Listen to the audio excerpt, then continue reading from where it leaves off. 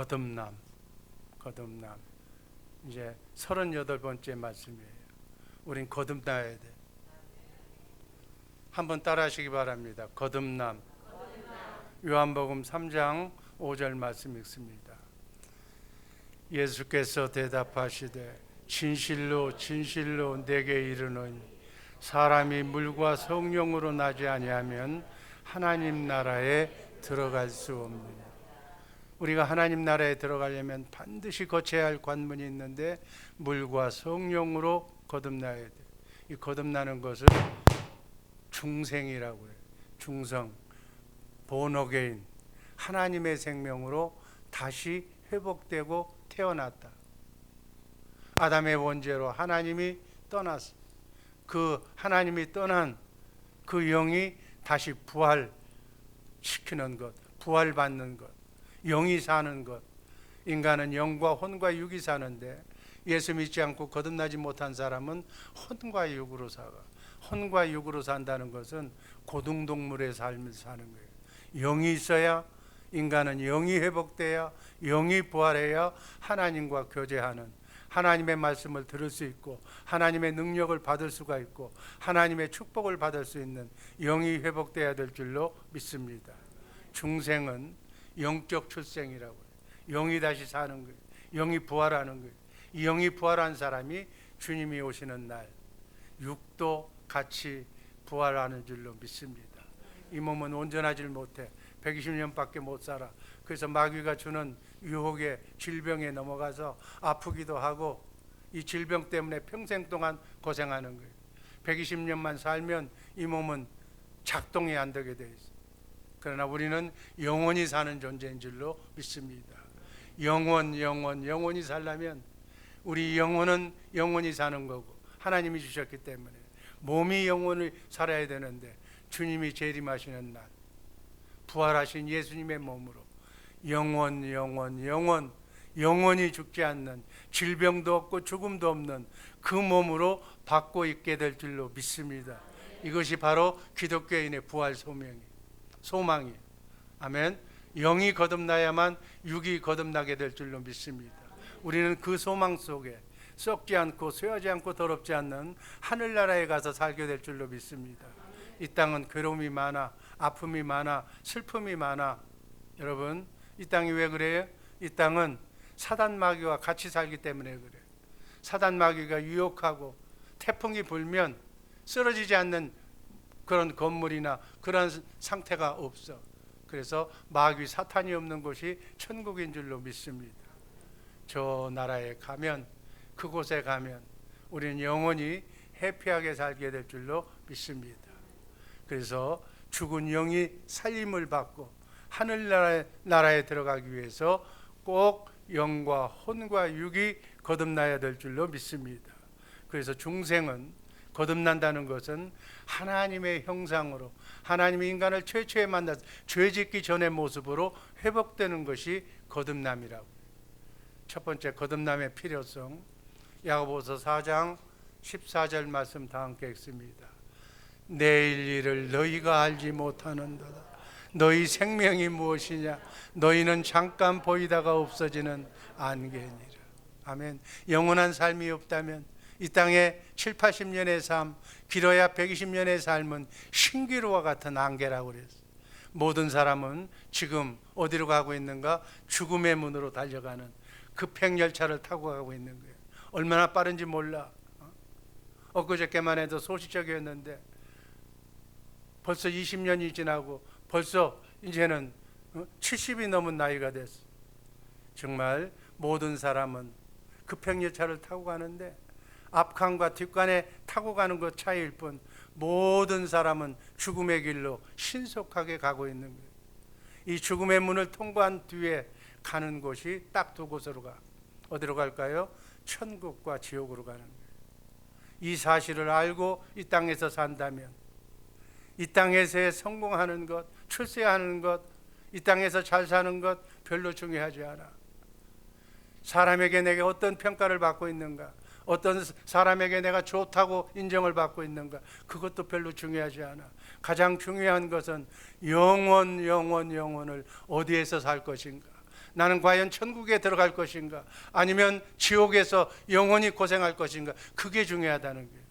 왜? 이 땅의 삶은 눈 한 번 감고 뜨면 신기루와 같은 안개 같은 인생이기 때문에 그래요. 그럼 무엇이 중요한가?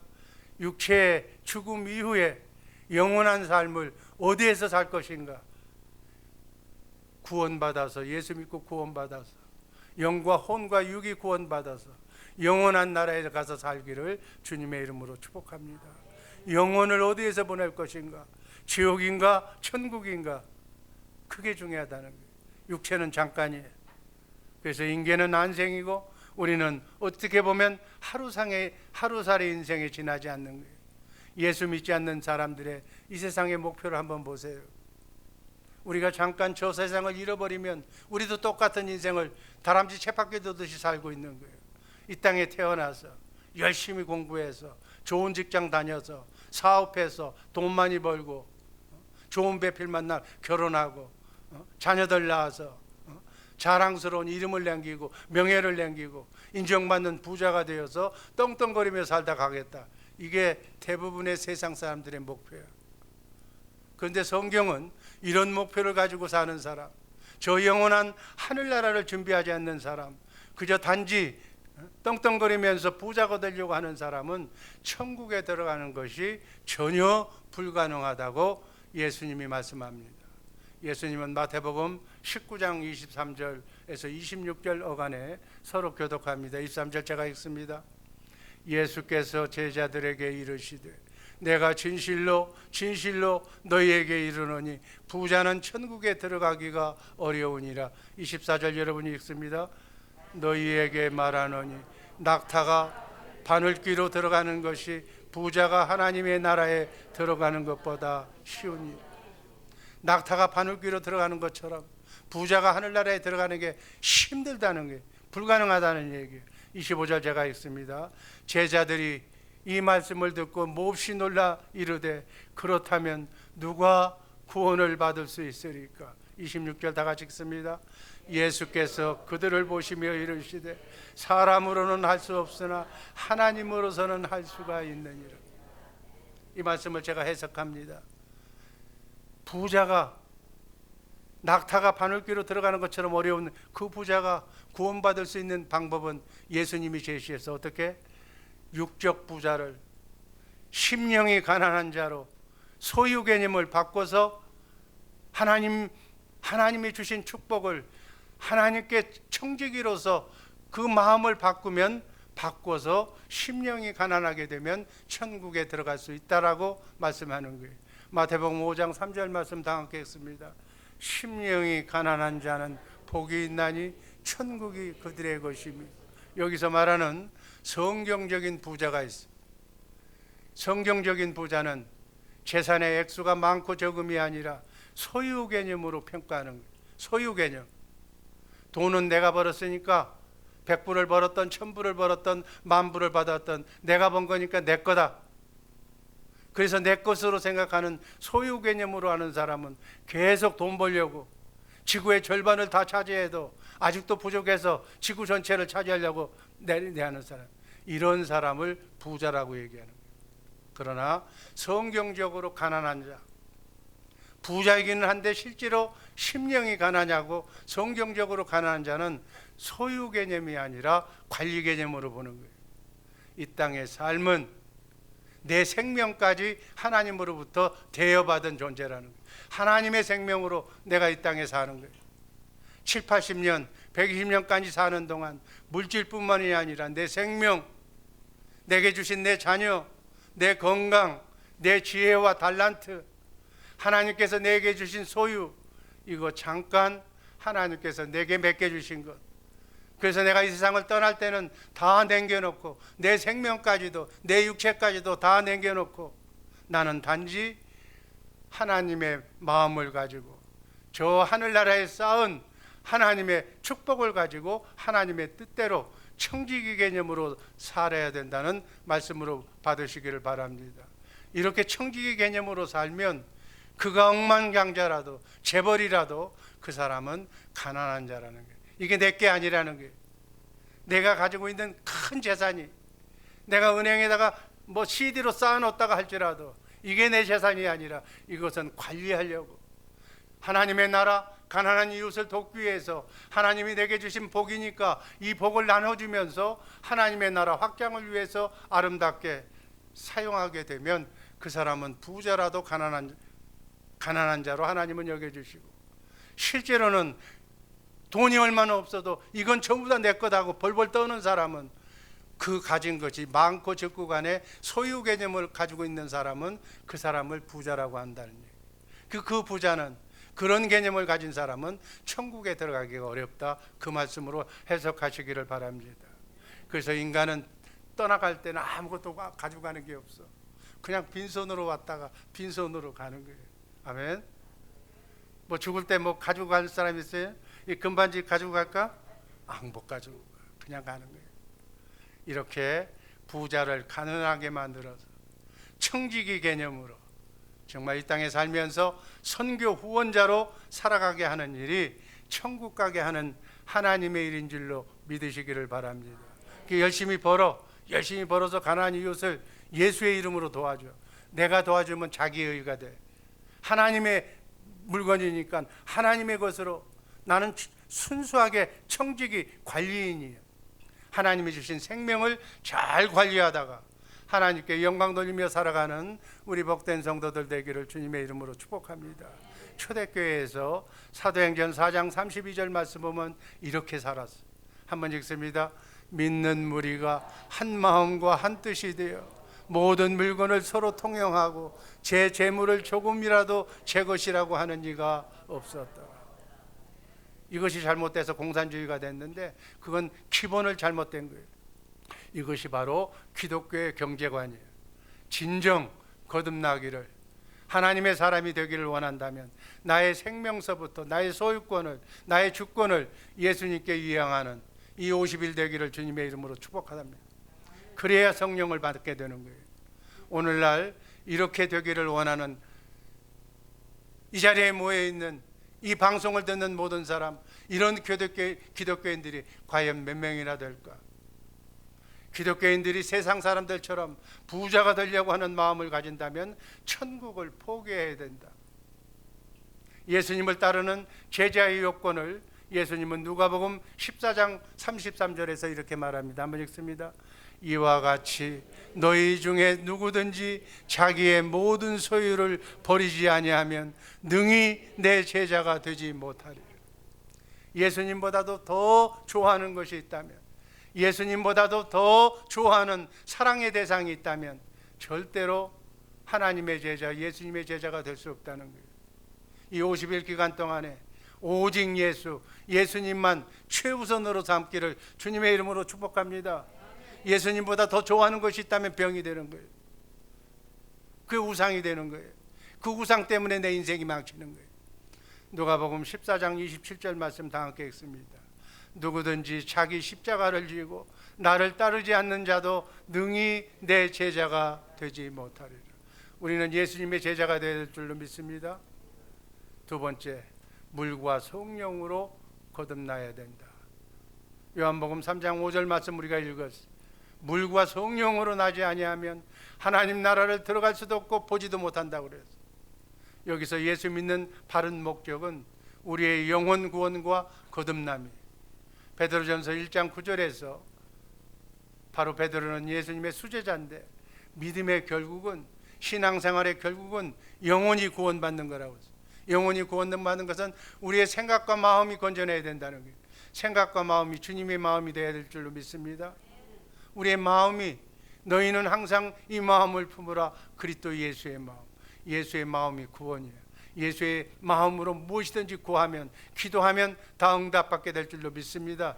내가 질병이 걸려서, 내가 지금 불면증에 걸려 시달리고 있어, 주님의 마음으로 기도하면 불면증이 사라질 줄로 믿습니다. 우리 하나님은 그렇게 하실 수 있는 분이에요. 내 영혼이 진짜 나의 실체예요. 여러분의 실체가 어디예요? 하나님의 실체는 예수 그리스도라고 그랬어요. 여러분의 실체는 어떤 거예요? 처녀 때 이뻤을 때, 가장 사진이 잘 나왔을 때, 그게 내 모습이야? 우리의 육은 계속 변하는 거예요. 베이비에서부터 이렇게 할아버지가 될 때까지 계속 변하는 거예요. 어느 게 내 모양이에요? 내 실체는 영혼이야. 여러분 속에 있는, 심령 속에 있는 여러분의 영혼, 여러분의 심령의 마음이 여러분의 마음이 되어야 될 줄로 믿습니다. 여러분의 마음이, 그 심령이 주님 앞에 서는 거예요.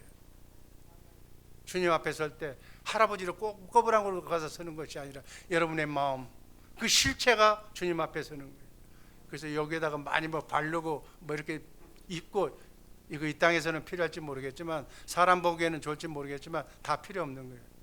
마음이 깨끗해지기를 주님의 이름으로 축복합니다. 사람이 물과 성령으로 나지 아니하면 하나님 나라에 들어갈 수가 없는 거예요. 물은 엊그저께 얘기했지만은 세례 요한의 세례와 물세례, 예수님이 제자가 되는 세례, 이게 물세례, 물과 성령 세례로 받아야 우리가 거듭나는 거예요. 물세례는 사람에게 받는 세례, 예수님의 제자로 삼는 방편일 뿐, 물세례로 거듭나는 것은 아니에요. 물세례를 받은 후 두 번째 언약을 가리켜서 성령 세례를, 성령을 받게 해야 그것이 바로 예수님의 제자가 되는 줄로 믿습니다. 그러려면 세례 받고 난 뒤에 부지런하게 공부해야 돼. 성령과 주님으로부터 가르침을 받아야 돼. 그래서 성령의 음성을 들을 수가 있어야 돼. 하나님께서는 아브라함을 75세에 불러내셔서 할례를 받게 하신 뒤에 약속의 자녀 이삭을 낳을 때까지 25년이 걸렸어. 그리고 독자 이삭을 모리아산에 드리라고, 번제로 드리라고 했는데 또 10여 년이 더 걸렸어. 그리고 나서 창세기 22장 12절에서 아브라함이 합격 통지서를 받습니다. 한번 다 같이 읽습니다. 네가 네 아들 독자까지도 내게 아끼지 아니하였으나 내가 이제야 네가 하나님을 경외하는 줄 알았노라. 하나님을 사랑한다고 고백해야 돼. 아브라함도 하나님께 사랑한다고, 두렵고 떨리는 마음으로 하나님을 경외한다고 고백했을 때, 네 독자까지도 바친다고 하는 그 말씀에, 네가 하나님의 말씀에 온전히 순종했기 때문에 내가 네가 나를 경외하고 사랑하는 줄을 내가 알았노라. 여러분, 우리가 성령 받으려면 먼저 하나님을 사랑해야 돼. 사랑한다는 이 고백이 이 50일 기간 동안에 부활하신 예수님이 여러분에게 나타날 거예요. 성령님이 나타나면 꼭 사랑한다고 고백하시기를 주님의 이름으로 축복합니다. 이스라엘 백성은 출애굽에서 홍해 바다에서 세례를 받고 광야 40년 여정을 거쳐서 요단강에서 가나안 땅으로 들어갔어요. 요단강을 건너는 것이 영적으로 보면 성령 세례예요. 성령 세례를 받기까지 이스라엘 백성은 족과 꿀이 흐르는 가나안 땅 천국에 들어가는데 40년이 걸렸어요. 우리가 예수 이름으로 물세례를 받는 것은 바로 성령으로 거듭나는 성령 세례를 받기 위한 거예요. 그 성령 세례를 받으려면 두 번째 언약, 새 언약을 알고 그것을 공부하고 새 언약의 사람이 돼야만, 두 번째 언약을 알아야만 우리는 거듭나게 된다는 사실 잊지 마시기를 바랍니다. 두 번째 언약인 새 언약이 내게 완성이 돼서 내가 내 안에 계신 성령을 통해서 영적으로 부활하신 주님, 그분의 음성을 내가 들을 수 있어야 내가 거듭나게 되는 거예요. 에스겔서 11장 19절 말씀 다 함께 읽습니다. 내가 그들에게 한 마음을 주고 그 속에 새 영을 주며 그 몸에서 돌 같은 마음을 제거하고 살처럼 부드러운 마음을 주. 이게 무슨 얘기예요? 우리가 영을 받으면, 하나님의 영 성령을 받으면, 성령이 하나님의 본체에서 나오는 하나님의 마음이기 때문에, 하나님의 영이기 때문에 거기에서 하나님의 마음을 내가 받아야 되는 거예요. 그래서 돌 같은 마음을 제거한다는 얘기는 원죄의 속성, 마귀의 속성이 태어날 때부터 우리에게 주어진 거예요. 우리는 태어나면서부터 악한 성질을 가지고 태어난 거예요. 이것을 완전히 다 뿌리채 뽑아놔야 되는 거예요. 그래서 부드러운 살처럼 부드러운 하나님의 아가페 사랑, 주님의 마음을 받아야만 우리는 이 새 언약으로, 그 마음으로 십계명, 하나님의 마음을 지킬 수가 있는 줄로, 그 다음 장 20절을 보면 그 말씀이에요. 한번 읽습니다. 내 율례를 따르며 내 규례를 지켜 행하게 하리니 그들은 내 백성이 되고 나는 그들의 하나님이 됨이라. 여러분, 십계명은 육신의 생명으로는 구원받지 않는 육의 생명으로는 그 십계명을 지킬 수가 없어. 작심삼일로 끝나는 거예요. 하나님도 사랑하고 이웃도 사랑하는 그 마음을 모성 본능처럼 유전인자 속에 하나님이 넣어줘야 되는 거예요. 그게 성령으로 거듭나면 하나님의 마음, 하나님도 사랑하고 이웃도 사랑하는 마음을 하나님이 주셔야 십계명을 지켜 행할 수가 있는 줄로 믿으시기를 바랍니다. 성령을 받아야 할 수가 있는 거예요. 성령 받지 못한 사람은 나도 사랑을 못해, 내 아내도 못해, 내 자식도 사랑하지 못하는 거예요. 이게 인간의 본능이야. 잠언서 8장 17절 말씀 읽습니다.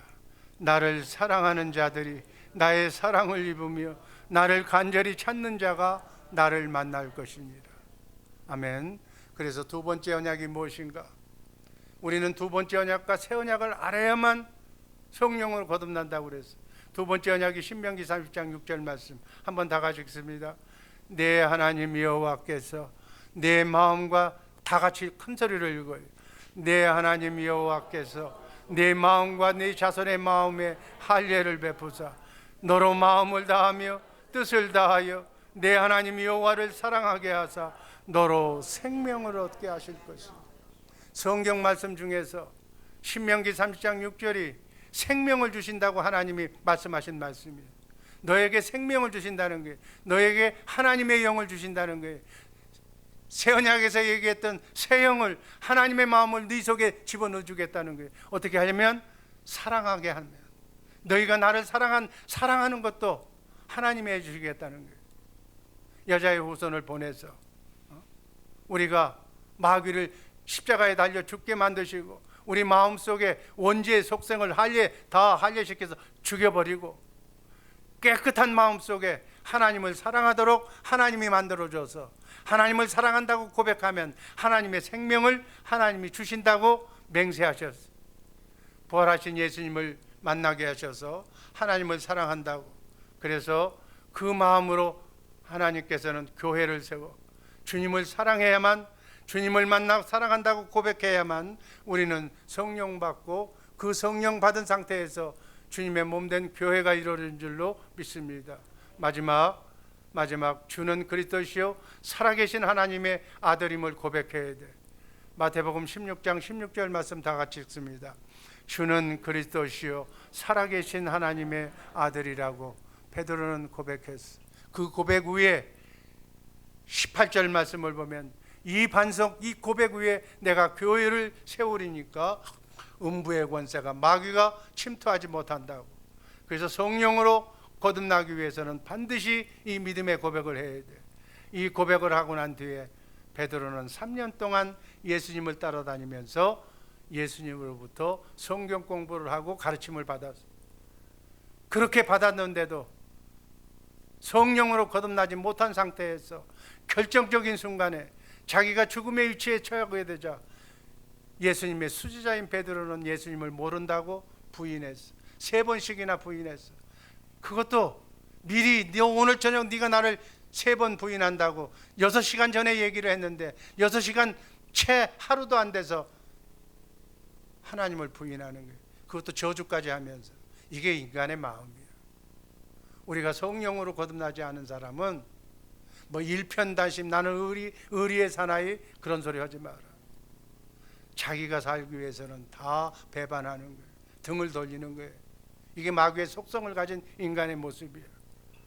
그리고 난 뒤에 베드로는 십자가에 예수님이 죽으신 뒤에 고기 잡으러 티베레 강가에 나갑니다. 그때 예수님이 다시 부활하신 예수님이 티베레 강가에 찾아오셔서 말씀합니다. 이제 교육 다 시켰고 다 훈련 다 하셨는데 이제 성령 받아야 되는 단계가 됐어. 그래서 요한복음 21장 17절에서 3번 네가 나를 사랑하느냐고 이렇게 물어봅니다. 이게 지금 천국 복음을 얘기하는 거예요. 지금 여러분도 이 베드로가 했던 것처럼 똑같이 주님이 물어보실 거예요. 네가 나를 사랑하느냐. 그 사랑을 내가 사랑한다고 다시는 주님을 떠나지 않겠다고 고백하는 고백이 있어야 성령으로 거듭나게 될 줄로 믿습니다. 그런 의미에서 한번 읽어봅니다. 3번째 이르시되 요한의 아들 시몬아 네가 나를 사랑하느냐 하신 주께서 3번째 네가 나를 사랑하느냐 하심으로 베드로가 근심하여 이르되 주님 모든 것을 아시오며 내가 주님을 사랑하는 줄을 주님께서 아시나이다. 예수께서 이르시되 내 양을 먹이라. 3번씩이나 예수님을 모른다고 배신했던 그 수제자 베드로에게 디베랴 강가에서 찾아오셔서 부활하신 예수님이 네가 나를 사랑하느냐고 3번 물어봤어. 아멘. 이번 50일 기간 동안에 정말 기도하는 중에 오늘이라도 빨리 네가 나를 사랑하느냐는 주님의 음성에 내가 주님을 사랑한다고 고백하는 우리 성도들 되기를 주님의 이름으로 축복합니다. 여러분, 구원이 그렇게 쉬운 게 아니야. 제가 구원의 커트라인을 높게 잡은 것도 아니야. 성경에 나와 있는 우리가 구원받은 진리를 성경 속에서 말씀하는 거예요. 우리 주님은 사도행전 1장 4절에서 이렇게 말씀합니다. 너희는 예루살렘을 떠나지 말고 약속하신 것을 기다리라. 성령을 받으라고 말씀하셔. 그리고 제자들이 보는 데서 승천하셨다고 성경에 기록하고 있어. 승천하신 뒤에 열흘째 되는 날, 오순절날 마가의 다락방에서 많은 사람들이 성령 받고 큰 사명을 감당하게 됩니다. 성령 받은 베드로는 하루에 3,000명씩이나 회개시켰고 안진뱅이를 일으키고 예수님이 하셨던 일을 제자인 베드로가 그대로 했어. 죽은 자를 살리는, 부활하신 예수님을 마음으로 믿고 입으로 선포하는 예수님의 제자가 된 줄로 믿습니다. 우리 사랑하는 우리 주의 사랑교회 식구들, 이 50일 기간 동안에 꼭 주님을 만나서 이 50일 기간 동안에 여러분의 산적한 여러분의 모든 문제를 해결받으시기를 주님의 이름으로 축복합니다. 가정에 우환이 있습니까? 환란이 있습니까? 가정 문제가 있습니까? 자녀 문제가 있습니까? 내 건강에 문제가 있습니까? 내 병이 암병입니까? 이 모든 것을 다 내려놓고 예수님으로부터 치료받으시기를 주님의 이름으로 축복합니다. 네 믿음대로 될지어다. 이 50일 기간 동안의 문제를 해결받고 50일 이후부터는 성령께서 인도하시는 대로 내 안에서 말씀하시고 내 안에서 말씀하시는 그 말씀을 마음으로 믿고 입으로 선포할 때 크고 작은 삶의 구원을 맛보면서 천국 복음을 땅끝까지 전하는 우리 모두가 되기를 주님의 이름으로 축복합니다. 기도하겠습니다. 아버지 하나님 감사합니다. 영광의 하나님 감사합니다. 사랑하는 이들 지금부터 영원까지 눈동자처럼 지켜주시고 아픈 부위에 손을 얹고 기도할 때 어둠이 떠나고 병마가 떠나는 모든 역사가 이 시간 일어나게 하여 주옵소서. 아버지 하나님, 경제적인 어려움을 아버지 하나님 극복하게 하여 주시고 어둠이 물러가게 하여 주시고 정상적으로 주님의 마음으로 일할 수 있게 하여 주옵소서. 중국 교포를 사랑하시고 아버지 하나님, 선교지에 있는 사명적 고난을 당하는 모든 선교사님들 눈동자처럼 지켜 주옵소서.